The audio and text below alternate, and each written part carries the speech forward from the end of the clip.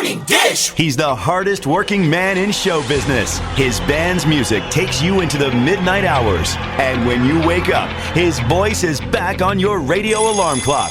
How on earth did this happen? Well, Jeff saw me taking out the trash at the radio station. And he won another award. But this one is better. I'm your boogeyman. That's what I am. It's the Morning Dish with the 2019 Radio Personality of the Year winner, Stephen Phillips. You paying attention to this, Packy? And Murphy's own Sherry Raines. Yeah, you must have given horseback passes to the right guy, Stephen. Well, giddy up.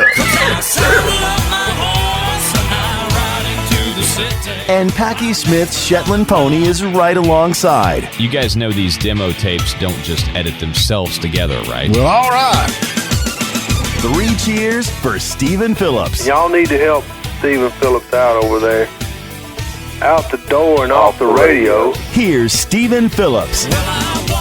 All righty, folks, we're back with you. And all the way from Tupelo, Mississippi. Good morning, Paul Thorn. Good morning. How's everybody doing? Yeah, so far, man, we're getting geared up for Christmas. Tell him what you got. Tell him what you got. Oh, you're going to be jealous, Paul. I'm telling you. What's I actually, from Hormel Foods, I got a gift package from Hormel Foods, and it's a whole bunch of Spam. I got Spam socks. I've got koozies. I've got everything. All the way from Hormel. It says, it's been brought to our attention that you enjoy Spam. Here's a few things you might enjoy. Thank you for being a loyal fan of Spam. Sincerely. There's no real spam in this package. Heidi from Custer. You know, the people at Spam are good people, and it's funny you say that because last year they kind of sponsored me when I was touring. Oh, you had to up me, didn't you? Oh, man.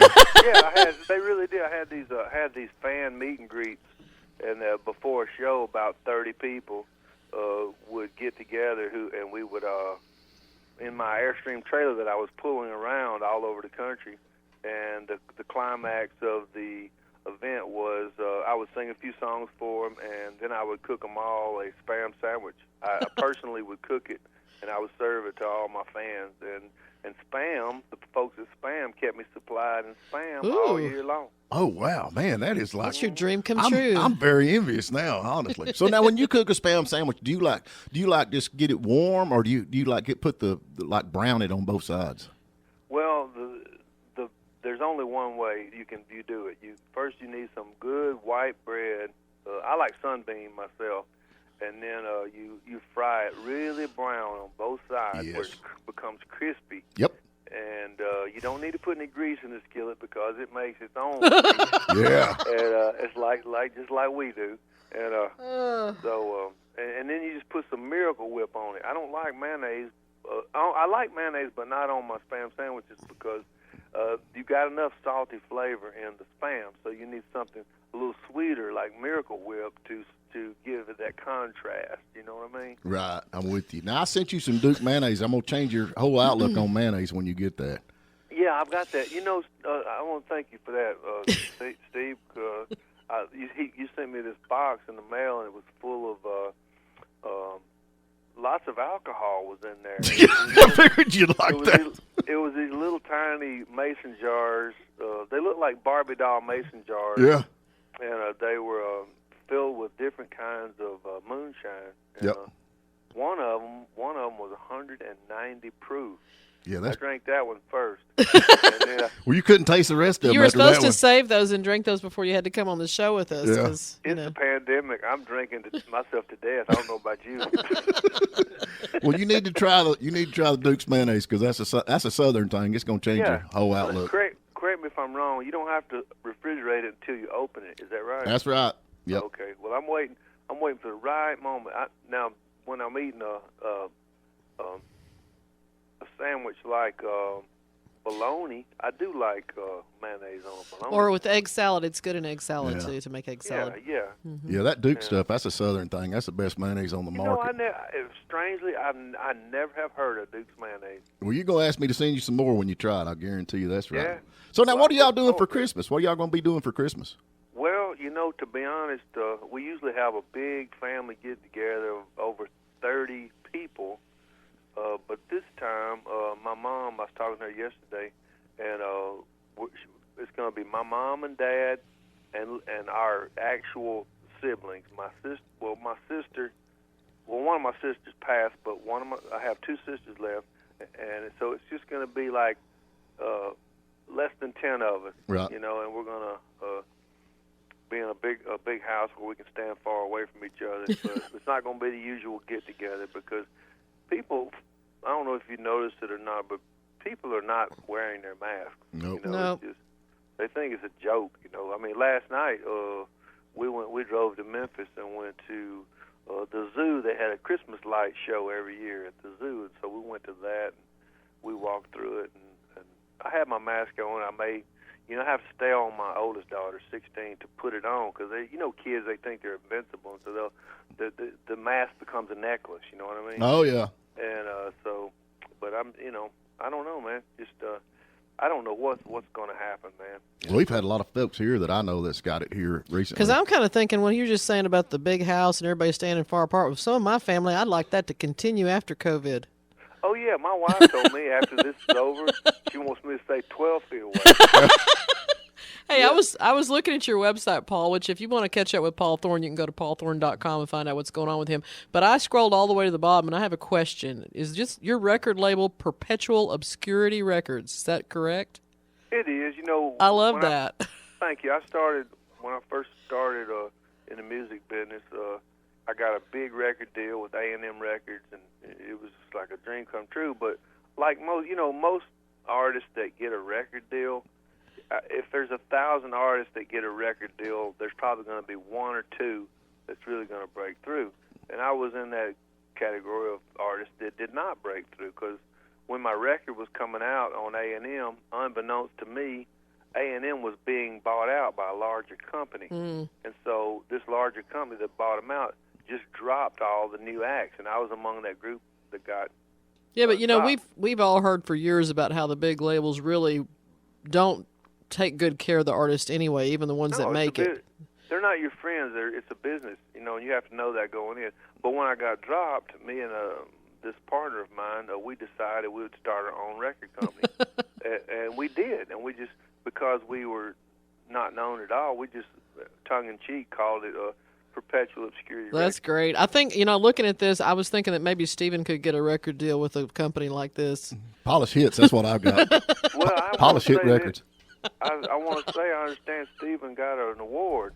He did. What was the award? Was it like a participation trophy? Yeah, just for showing up, man. Okay. But I got a whole bag full of spam stuff here, though. Mm-hmm. All life is good. No, he actually got, what was the award? It's the Gabby Award. Personality of the Year. Radio Man, person. I would like to get your wife's spin on that. Yeah. We don't want that. No, let's not bring it. No. Yeah. She's kind of like you. This must be a participation. Yeah. But you're talking about not liking your family. He's got this song called I Don't Like Half the Folks I Love. That's Yeah. a cool tune. Yep. Where did that come from? How did you get that? That's just something off the cuff. What we're talking about, right? Well, some say God gives you songs. I say life gives you songs. Right. And when you're living around people that clearly are not right, you have to write a song about them, Oh, I wish I could write a song, Stephen. Oh, Lord. I think he's Speaking done. of songs, one of the things I'm really proud of is I put out, I recorded a record in January, and it was supposed to come out in July, but because of the pandemic, there's no point in putting a record out because you can't tour behind it. But I did release a single. It's called It's Never Too Late to Call, and it's a song I wrote about my sister who passed away, who was an insomniac, and she, no matter how late it was, I could call her, and good or bad news, and she would always pick the phone up, and she passed of cancer. But one of the things I would always say when I'd call her late at night, she would say, she said, just remember I love you, and it's never too late to call. And that became a song that I actually shot a video of it, and you can go on YouTube and type in Paul Thorn, Never Too Late to Call, and you can hear a song I wrote as a tribute to my sister. I've listened to that, and you can you can feel the emotion in that song when you're singing it, no doubt. Thank you. Yeah, she was a real sweetheart, Yep. very encouraging person, and she has a twin sister who was left behind, Charlotte. And Charlotte, she'll never be the same because Right. there's a bond between twins that I feel like is actually stronger than the bond between your sibling. Right, because I agree. It's like it's another you. You know what I mean? Right. And they could just read each. They were, and so when Deborah passed, Charlotte was just. She ain't never going to be the same. Yeah, it'd be hard. But, It'd really be hard. Well, It'd be hard for Stephen- the whole family. Steven said you also did a Christmas tune. Oh yeah, The Last Room in the Inn. That's a cool tune, man. So Oh yeah, I did. Yeah, there's another. Yeah, I did an. If you go to NPR, I did this NPR show a few weeks back, and I did the Christmas song, and they wound up cutting the Christmas song out and making a video of it. So there's a video of me singing this song I wrote called "The Last Room in the Inn," which it's kind of like that song, "The Little Drummer Boy."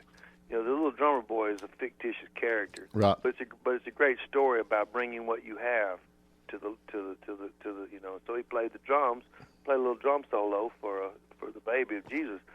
But this song is about the person, another fictitious story about whoever the person was that got the last room in the inn. You know, there was you know, when Mary and Joseph came, they got turned away, and in this story I made up, this is about the guy that got that last room and how he didn't know it at the time, who was standing behind him in line, and he wished he could go back in time and give them the room. and correct that. It was a Yeah. cool tune. It's a Yeah, cool I'll tune. It listen really to is. that one. Yep, it's a cool tune. But yeah, no doubt. So, what's Santa Claus gonna bring you for Christmas? I'm hoping. Well, my wife asked for a coupon book of adultery tokens. Yeah. And, I told her I'd give her up to 10 coupons. She's Well, gonna, she's gotta do She's something. gonna kill you. Well, an She's adult- got to do something if you're having to stand 12 feet away. So, Yeah, adultery coupons are just you can have an encounter without any consequence. so like a hall pass. Yeah, you don't lose half your stuff. So, what are you getting? Well, A happier wife. I'm a man that don't want much. You know, I've got pretty much everything I need. You know, Yeah. my cars are paid off. You know, I got enough money to take my wife to Cracker Barrel once in a while. You know, and What more could you ask for? I Yeah. don't. You know, my mother-in-law usually gives. I mean, I don't expect it, but any Christmas, my mother-in-law, she always sends me cash in a card or something, and so I call that money. I call it Booger Man money. Right. What that means is that's money I can do whatever I want to do with it. And so this year, I think if I get any money for Christmas, I'm gonna go on eBay and I'm gonna type in $6 million man Bigfoot action figure. And because do you remember that show? Oh Lord, yeah, I remember all Well, about that. there was this one episode where the $6 million man fought out in the woods in a fist fight with Bigfoot, and the person playing this Bigfoot was actually Andre the Giant. Oh my gosh, I didn't know And that. they made a very limited number of these Bigfoot dolls, and I'm going to try. Well, I've actually already got one. Right. I've actually already got one, but what happened, I was so proud of it. I got one last year. I was so proud of it, and, you know, I was like, he was like molesting Barbies and doing the normal things that you do with action figures. And, but anyway. That's not normal. Wait. Yeah. No. Well, No. Well, Bigfoot really doesn't molest the Barbies. He just doesn't know that what he's doing is wrong. He's actually innocent. He's going on instinct. You know what Well, I mean? this conversation's went so far off the rails. I don't know if we can go back. So Anyway, pre-owned what 292. But what happened is my little dog, my little lap dog, jumped up on the coffee table and chewed the foot off of my Bigfoot. Oh no! Lord. I'm So looking at now I've these. got They're an like over. Now I've got an amputee Bigfoot dog. Oh, yeah. These things are over $300. Oh, they're freaking expensive, Yeah. man. Yeah, And they're hideous looking. Yeah, they're the. Oh, you're looking at it right now. Yeah. Ooh. Oh, that's That's one of the holy grails of action figures. And, but anyway, if I get any Christmas money, I'm going to put it all toward a new, fully functional Bigfoot doll, because the one I got, he's just got 1 foot, and that. But really, that makes his name ring even more true. Bigfoot. There you go. Not big, they don't, because the one I got, he ain't big feet. He's Bigfoot, because he ain't got but one foot. Well, there's a lot of Bigfoots around here. We actually got a Bigfoot museum right here in the next county over, so he actually lives here. You know, but let's be honest, Bigfoot ain't real. You know. I don't know, man. You need to go check out this if they museum. can drop a bomb on somebody's front porch, they can find Bigfoot. Yeah, you'd know? think, but yeah. Yeah. Paul, we got to get to a break, man. We just like to wish you a Merry Christmas. Plus, this conversation's went so far south, we don't know if we can pull it back in. Yeah. Well, Paul, Bigfoot doesn't believe in you either. So Yeah. Yeah. Well, anyway, look. Thank y'all for your time, and everybody go listen to my new single, "Never Too Late to Call Us" on YouTube. You can go check it out, and if you like it, share it. There you go. Paul, thank you very much, you man. You guys have a Merry Christmas. You too, I love Paul. all y'all. All right, take care, man. Take care. Folks, don't forget you can listen online anywhere in the world at WJULradio.com. That is WJULradio.com. Or you can listen live at Lake 97.7 WJUL. And don't forget, we're going to be uploading this to the YouTube channel and our Facebook page. So just go to the Morning Dish. You can listen to the show again and give us a like and give us a share. We appreciate it.